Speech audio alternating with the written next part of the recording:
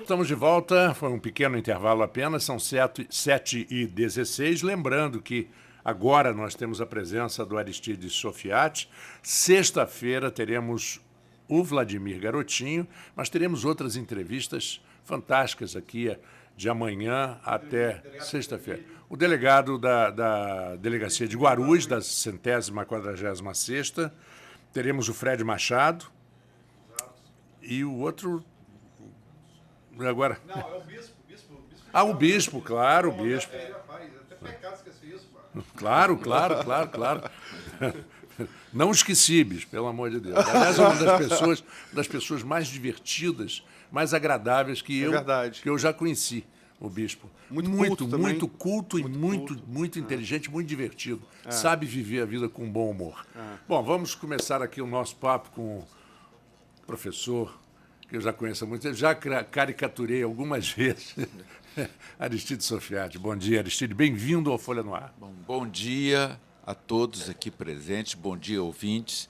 E eu quero declarar logo de início que eu fico muito contente de estar mais uma vez num empreendimento, no início desse empreendimento do Grupo Folha da Manhã. E parabenizar o Grupo Folha por essa iniciativa dessa emissora de rádio. Eu estive no primeiro número da Folha da Manhã e agora estou também nos primórdios da emissora. Isso para mim é bastante prazeroso, sinal de que existe uma continuidade na minha vida bem grande, ligada ao Grupo Folha. É uma grande credibilidade da sua parte também, no seu trabalho, evidente. Obrigado. Aloysio, Arnaldo, mais uma vez, bom dia para vocês. Bom dia, Marco, bom dia, ouvintes, novamente. Sofiati, eu te liguei, vou fazer aqui no ar a pergunta que eu queria te fazer. Perfeitamente. No sábado, para escrever o ponto final da vinda do governador, do convite da ministra, né, da Agricultura. Você concorda, quer dizer, um dos pleitos que vai ser discutido lá na Rio Agrocop é esse pleito da União considerar o clima da região como semiárido para facilitar a linha de crédito para os produtores rurais. São 22 municípios nas duas regiões. Você concorda, como historiador ambiental, que o clima mudou? Ele hoje é semiárido?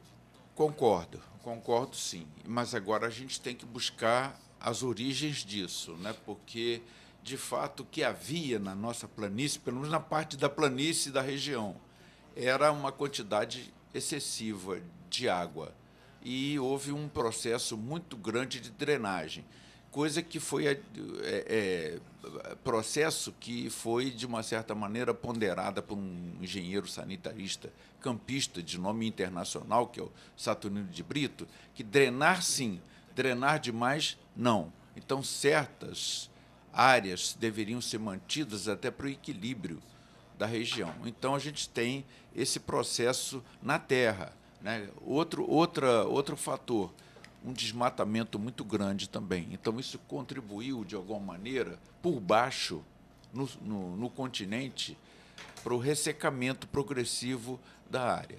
Agora, por outro, também as mudanças climáticas têm contribuído para isso. As mudanças climáticas são muito mais amplas do que isso. Se a nossa região contribui para as mudanças, contribui, mas em escala muito pequena, mas contribui, porque o mundo todo contribui, na verdade, né? Então, essas mudanças climáticas também ajudam. Agora, a questão é declarar que a região é semiárida, eu acho que isso sai. Declarar que o governo vai fazer alguma coisa, eu acho que isso não sai, porque eu tenho visto muitas iniciativas, ou pelo menos o anúncio de muitas iniciativas para melhorar a região, e isso não acontece. A última, por exemplo, foi depois da cheia de enchente de 2012. Um sistema de canalização ou de canais secundários no rio Muriaé, que resolveria o problema das enchentes e ainda acumularia água. Eu até contribuí para isso. Eu fui consultado e falei, olha, em vez de fazer só canais, por trás das cidades devem ser feitos reservatórios de água para conservar essa água em período de seca. O que aconteceu é que não aconteceu nada. O que aconteceu é que um grupo empresarial muito grande, que está envolvido na Lava Jato, acabou ficando com o domínio desse projeto, não levando adiante e acabou. A Odebrecht, né, A Odebrecht, foi a Odebrecht. Eram 4 empresas que se dividiram num processo de licitação, tudo combinado previamente. A Odebrecht ganhou, junto com uma outra empresa, e não fizeram coisa nenhuma, não foi adiante. Então, esse é que eu acho que é essa falta de continuidade, ou essa falta de ação, mais do que falação, porque falação sempre existe. O caso de Atafona, por exemplo, de uma certa maneira já está equacionado, né? Mas eu não sei se sai alguma coisa a respeito, porque onde é que fica Atafona para o governo federal? Deve ficar no Golfo Pérsico, né? Alguma coisa assim, né? Aí, já que você falou sobre São João da Barra, antes de falar sobre Atafona, que é a minha praia, a praia de Aloysio de Coração também é a minha de vivência desde sempre, você falando sobre questão de mudança aqui para o clima semiárido, e a gente teve uma mudança também lá na Praia do Açu, com o advento do porto. Os agricultores alegam que houve uma salinização da terra onde era produtiva. Não sei se você acompanhou esse desdobramento dessa questão e se realmente houve essa salinização. Sim, houve sim. Eu particularmente não posso atestar a salinização por não ter uma formação técnica a respeito, mas eu vou confiar em pessoas e professores e especialistas da UENF que fizeram esse levantamento e, de fato, verificaram que a extração de água, toda a movimentação de água gerou essa salinização, assim como a construção de 2 moles, 2 espigões no porto para entrada e saída, sobretudo no estaleiro, entrada e saída de navios, está provocando também acumulação de areia e erosão, como acontece em Barra do Furado.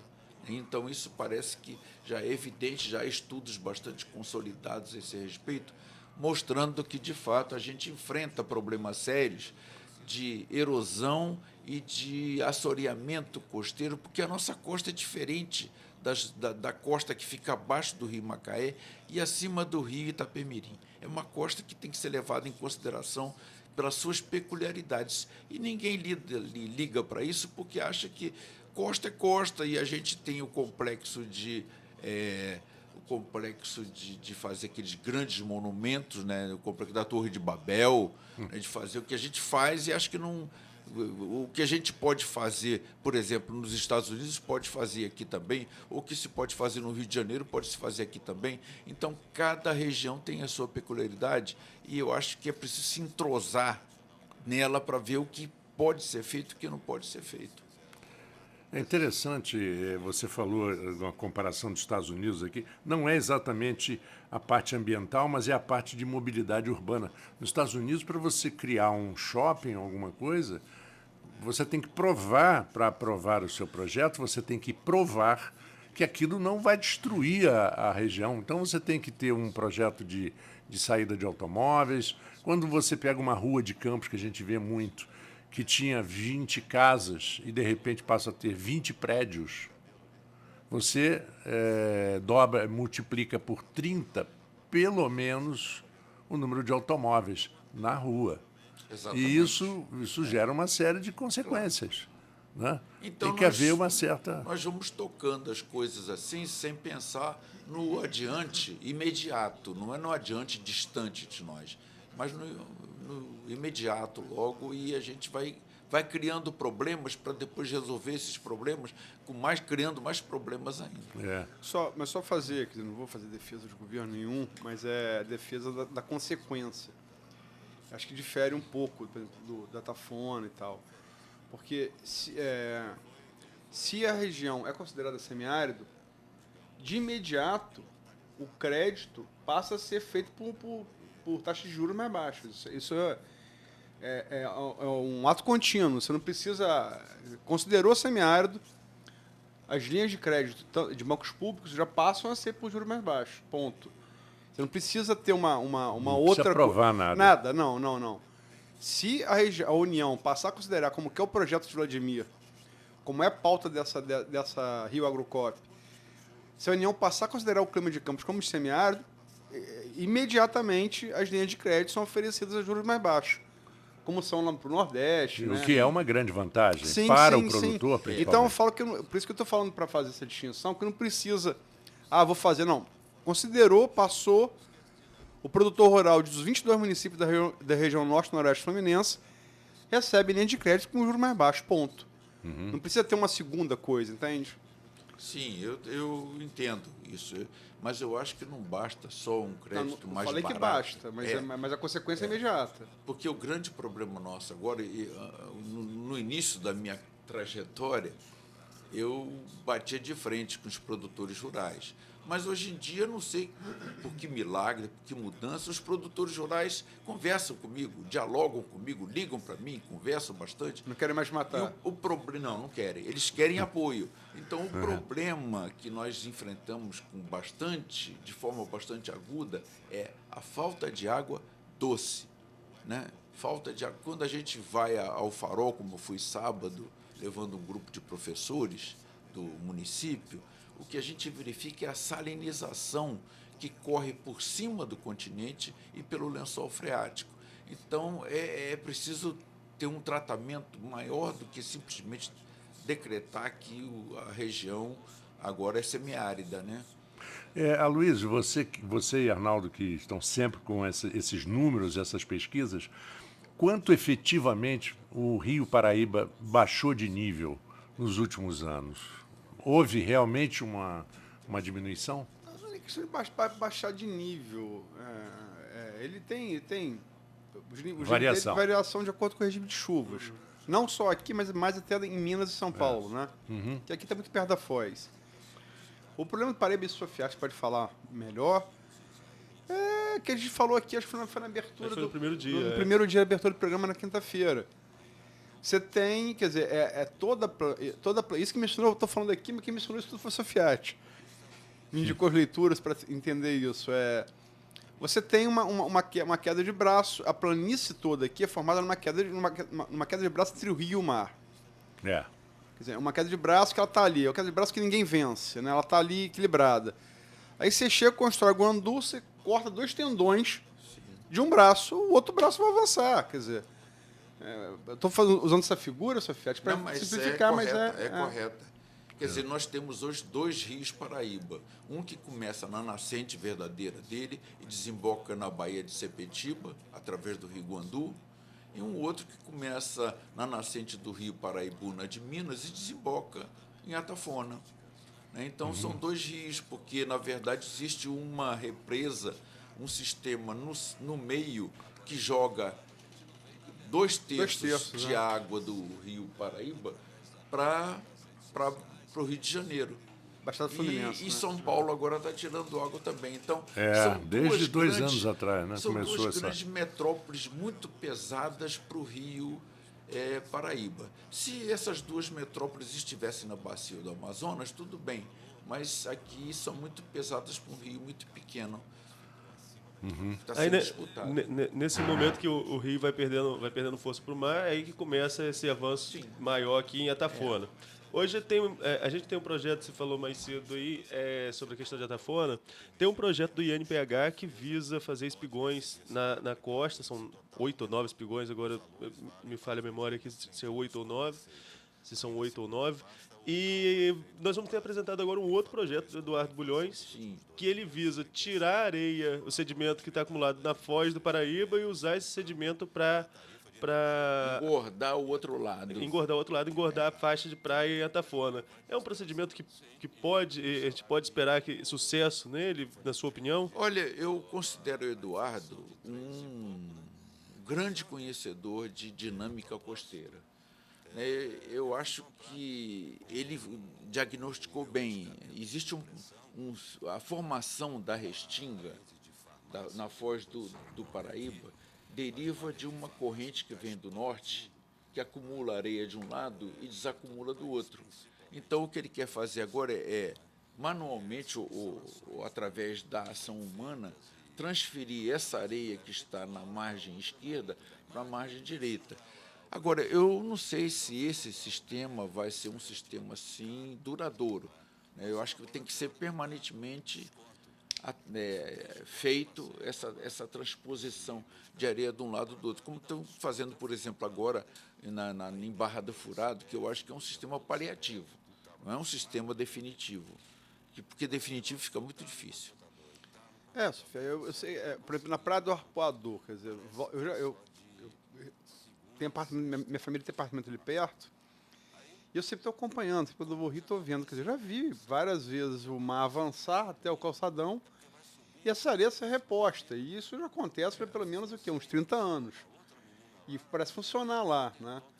Logicamente, como você falou, cada região tem sua peculiaridade, mas esse sistema de reposição de areia ali no Rio acontece sempre, né? É verdade. É uma movimentação muito grande de areia de um lado para outro, né, e vice-versa quando as correntes mudam. Então a gente enfrenta essa dificuldade na nossa costa de fazer qualquer intervenção de engenharia, por exemplo, dentro do mar. E preciso ter muito cuidado quanto a isso. Eu acho que a obra feita em Barra do Furado foi muito mal feita e merecia um estudo prévio para saber como fazer aquilo de melhor maneira. E a gente colhe os frutos hoje, né? Por exemplo, aquela ciclovia Tim Maia, né? Que o Tim Maia até disse, né? Tire meu nome. É brincadeira, lógico. Tire meu nome dessa ciclovia, porque ressaca eu aguentava. E a ciclovia não aguenta, porque aquilo ali bate violentamente. Oh, perdão, estava com o meu microfone desligado e estava vazando pelos outros. Rapidamente, o Tim Maia, a ciclovia Tim Maia não resistiu à primeira ressaca da água vindo por baixo, e alguns engenheiros disseram, não calcularam isso, esqueceram viram o que poderia pesar em cima, mas o que viria de baixo. Ali a ressaca é muito forte. E depois aconteceu a ressaca que vem de baixo derrubar a ciclovia, e mais tarde, agora recentemente, a lama que desceu da montanha pesar sobre a ciclovia também. Então, por baixo e por cima. A ciclovia já foi atingida em 3 pontos. A obra muito mal planejada. Muito mal. Sofia, a gente combinou aqui lá atrás, colocamos você hoje aqui no dia 1º de abril, por conta do aniversário real, porque a data é 1º de abril. Exatamente, foi isso. Foi retroagida a 31 de março para não ficar no 1º de abril. Dia da mentira. O dia da mentira, que as tropas do general Olímpio Mourão Filho, não Mourão, governador, vice-presidente, mas Olímpio Mourão Filho desceram de Juiz de Fora para Guanabara, à época Guanabara, para, enfim, deflagrar o movimento que levou ao golpe. Hoje em dia é uma discussão entre os historiadores, não sei qual que você adota, golpe militar, golpe civil-militar, seguido de ditadura militar, quer dizer, isso é uma coisa para você falar, você é o historiador, mas, enfim, é hoje o aniversário de 55 anos da Redentora. Eu acompanhei isso de perto, porque meu pai era militar, né? Então eu pude acompanhar bastante de perto a situação toda. Bom, eu me baseio mais nos estudos feitos pelo professor da UF, Daniel Arão Reis, que escreveu um artigo muito interessante ontem na Folha de São Paulo. O que ele diz é que houve, de fato, a sociedade estava dividida, houve um clamor popular de uma parte querendo que o Exército fizesse uma intervenção, as Forças Armadas, de modo geral, fizessem uma intervenção, tomasse alguma providência. Então, o apoio seria isso, mas não a ação propriamente do civil, porque o civil não está organizado para fazer uma ação, uma revolução, né? Por exemplo, como foi o caso da Revolução Francesa. Então, os militares, que têm uma organização muito melhor, é que atuaram nesse sentido. E aí se fala que foi um golpe, foi uma revolução no princípio, né? Em princípio, porque a revolução é sempre uma palavra que diz que a gente está fazendo uma mudança de forma legítima. Então, esse movimento contou com o apoio popular, mas não com a ação popular. Quem agiu com o braço armado desses interesses, quer dizer, desses anseios, foi praticamente o Exército. Eu acompanhei isso de perto e eu sei que, de fato, aconteceu isso. Fala-se que o projeto era de permanência de um militar no poder até as eleições, 6 meses. Exatamente, 6 era o que meses. o Castelo Branco defendia. Ele 6 mesmo meses. não queria seguir. E depois, então, a permanência, criou-se a permanência, né? A sucessão através de processos nada democráticos, porque indicava, o general de plantão indicava o seu sucessor e era aprovado pelo grupo que estava no poder. Então, criou-se todo um sistema para dizer que havia legalidade. Eu não acho que tenha havido propriamente aquela ditadura tipo Hitler, tipo Mussolini, né, mas uma ditadura disfarçada de um sistema constitucional. Mas, na verdade... Não era. Porque, então, como explicar, então, tortura? Como explicar assassinatos? Desaparecimento de pessoas? Como explicar dissolução do Congresso? Como explicar uma Constituição que é imposta goela abaixo? Como explicar os atos institucionais? Então, a gente tem que ter um critério para definir o que é golpe, o que não é. Quer dizer, não basta o presidente chegar e dizer, bom, da minha parte, eu acho que não foi golpe, eu acho que não foi ditadura. Então, eu posso dizer que o Maduro pode muito bem também dizer, isso aqui não é. Não houve aqui, não está havendo nenhum sistema ditatorial. O sistema de Cuba também. Ou então chega na declaração que ele fez agora em Israel, dizer, nós agora abolimos todo aquele as ideologias, então o nosso governo não é ideológico. É ideológico, todos sistema são. É ideológico, né? Então, tinha um comentário que foi feito na época, em 64 ou 65, eu acho que foi do Barbosa Lima Sobrinho, Aloysio, perguntaram, mas você tem, não se preocupe, você tem medo dos generais? Ele falou, não, general não me preocupe, eu tenho medo do guardinha da esquina. Não, você faz o Pedro Aleixo. Pedro Aleixo. Exatamente. Pedro Aleixo, quando era o vice-presidente civil, quando ele vai assinar o AI-5, ele é o único que não assina. Então, 67, né? 67, 68. E ele fala, por quê? Porque eu não tenho medo disso daqui, eu tenho medo do guarda da esquina. Né? É a frase do Pedro Aleixo, que depois, quando Costa e Silva tem um derrame e fica incapacitado de governar, o triunvirato. É outra prova, é outra prova que era uma ditadura, não ascendeu o vice-presidente. Claro. Ele foi deposto, ele nem chegou a assumir, uma junta militar assumiu, antes do Médici entrar, né? O que é outra prova de que era um regime de exceção. Claro que era um regime de exceção. Elementos objetivos para definir um regime político. Eu não posso dizer que, por exemplo, que na Arábia Saudita existe uma democracia porque as mulheres estão agora podendo dirigir automóvel. Né? Então, essas concessões feitas assim para mascarar o sistema não comprovam que esse sistema é democrático por isso. É como alguns clubes de golfe que dizem assim, agora as mulheres podem frequentar o salão dos charutos. Ora, elas não fumam charuto, né? Vão ali. Só os homens fumam charuto, elas não vão. Não adianta nada. Só Levinsky, vocês podem entrar. Vocês podem entrar, mas já que vocês não fumam charuto, eu sei que vocês não vão entrar. Vocês não vão aguentar. Sofiati, em 64, né, pelo que a gente lê vários relatos, o chamado golpe por uns ou revolução por outros foi para impedir uma ameaça comunista do país. Essa ameaça realmente, na sua opinião como historiador, existia?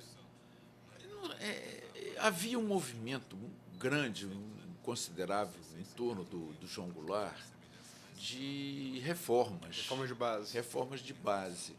Quer dizer, o que poderia acontecer a partir daí, com a movimentação dos sargentos, por exemplo, das camadas populares assim organizadas como sindicatos, eu não posso avaliar o que seja, porque os historiadores têm por princípio dizer que a gente tem que contar com o que aconteceu, não com o que poderia ter acontecido. Quer dizer, eu não sei dizer o que aconteceria. Eu acho que, por exemplo, a guerrilha urbana e a guerrilha rural entenderam que elas conseguiriam fazer alguma mudança e não representavam nada. E o pior é que as Forças Armadas acharam que elas poderiam fazer. Então, uma guerra que parece que foi assim descomunal para matar uma mosca. Parece que foi isso, que, na verdade, que desmantelaram todos esses movimentos rurais e urbanos, né? E esses movimentos achavam que podiam, com um sequestro de embaixador, por exemplo, mudar o regime. Né? Eu acho que houve assim, uma superavaliação de ambas as partes. E o que não se dizia, aí sim, eu posso atestar, o que não se falava de uma parte ou de outra, em regime democrático. Nenhum dos dois. Nenhum dos dois. Vamos voltar a esse assunto, mas nesse momento nós vamos a o Folha no Ar faz um pequeno intervalo. O apoio, o oferecimento de Folha no Ar é do laboratório Plínio Bacelar. Já voltamos.